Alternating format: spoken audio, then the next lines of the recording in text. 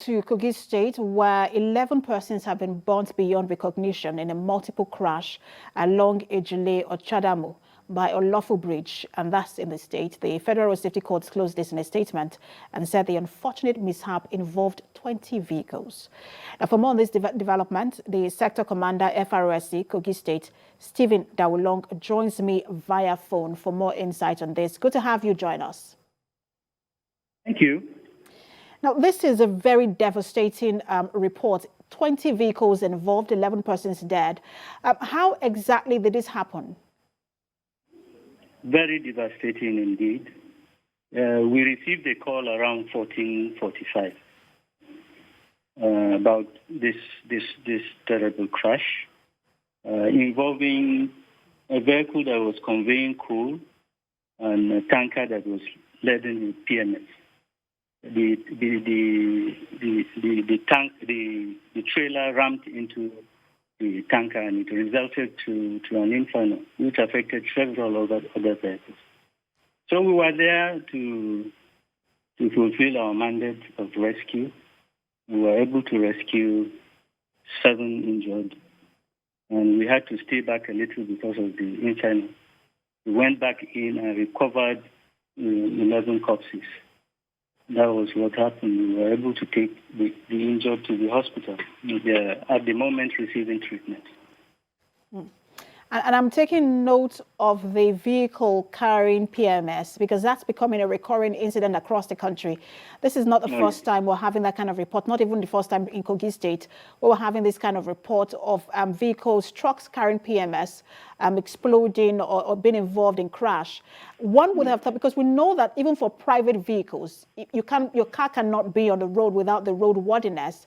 So one would have thought that the same applies to trucks carrying PMS. So why do we keep having this recurring incident?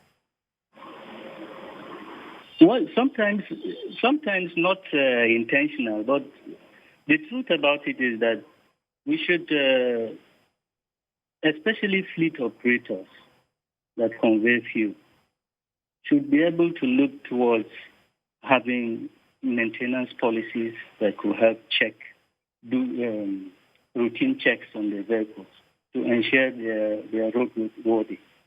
But we also have a program, Route Transport Safety Standardization Scheme, that enables us to go around such fleet operators to ensure that standards are being met. We also have a program that has to do with the Safe to Load scheme. It's called Safe to Load scheme, where such tankers are being checked at points of loading and so on and so forth. But sometimes along the line, you find funny things happening, maybe exchange of drivers and so on, which is a little bit difficult to check, but we are still on it. We will be able to get over it with time. And just to ask, because there is just a general notion that the FRSC is stricter on private vehicles than they are on commercial vehicles, and that the things that commercial vehicles get away with, the private vehicles don't get away with that. Some people have new cars in this country and are still asked to do roadworthiness, and I'm stressing on that because when you look at some of these trucks, even the containers down the road, one knows that they shouldn't be on the road in the first place. And if you're saying that inspection, you do regular inspection, how effective has that been in ensuring that trucks that are not worthy don't get on the road, or just vehicles generally that are not worthy don't get on the road? Yes, generally, everybody will have his own view, and I respect everybody's view. But from our own perspective, we are doing what we're supposed to do. And I just give you an example of 2 schemes that are in place. It's not possible for you to do everything at the same time. So we're taking it step by step. We're doing the inspections, and we are collaborating with other bodies to ensure that such inspections are done, to ensure that only vehicles that are roadworthy are put on the roads. And let me ask, because of your experience, because sometimes, you cannot avoid these vehicles that convey PMS. And I think just generally for people who drive, there is that palpable fear when you're driving alongside a truck on the road and you know that that truck is conveying PMS, what should people do in that regard?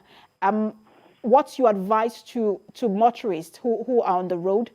You know that you're driving alongside, there is and there's traffic. Sometimes it's not avoidable. There is a PMS truck on the road. What should you do in that regard? What's the safety measure that one should take? Okay, generally in driving, there's something they call the cocoon of safety, which means you're supposed to give enough space between you and any other vehicle, not just tankers, so that in the event of anything, you have enough room to maneuver. But sometimes you find people driving too closely that they are not able to maneuver out of situations. So we need to give enough spaces when we're driving so that we can have that. I think that's the major and basic thing. Thank you so much for talking to us. Our heart goes out to the families who have lost their loved ones and those who have lost their property. Sector Commander, FRSC Kogi State, Stephen Dawulung, thanks for talking to us. Thank you. Thank you.